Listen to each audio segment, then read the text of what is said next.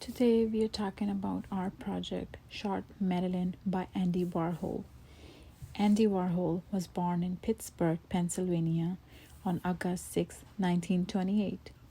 He grew up during the Great Depression in the urban surroundings of a smoky industrial city.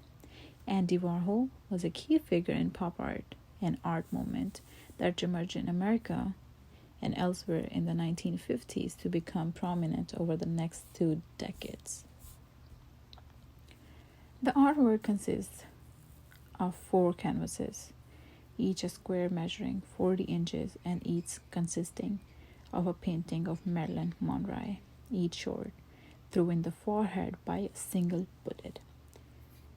In this art object by Andy Warhol, if we talk about the method, Warhol used photo stencils in screen printing. He uses photographic image for his screen prints.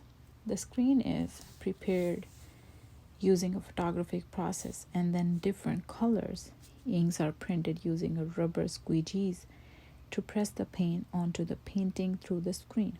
The colors were more saturated, intense, deep, as defining the features. Andy Warhol actually painted 5 colored Marilyns in 1964 with different colored backgrounds such as red, oranges, light blue, sage blue, turquoise. He stored them at the factory he owns. It is called his studio, which is located on East 47th Street in Manhattan.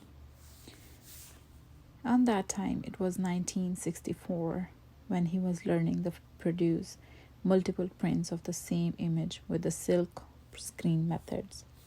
Andy Warhol object Short Marilyn became some of the Warhol's most unique pieces to date.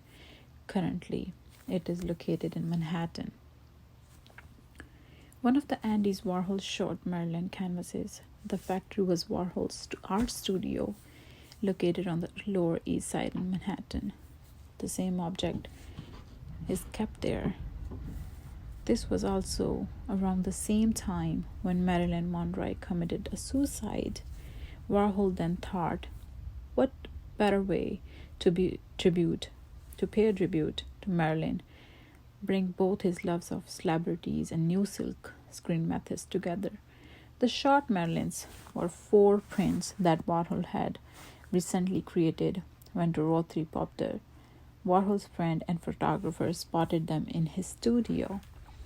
Later in 1989, Short Red Marilyn, one of the short canvases with the repaired bullet hole over Marilyn's left eyebrow, was sold at auction for $4 billion, which was the most any of his artwork had sold for at that point.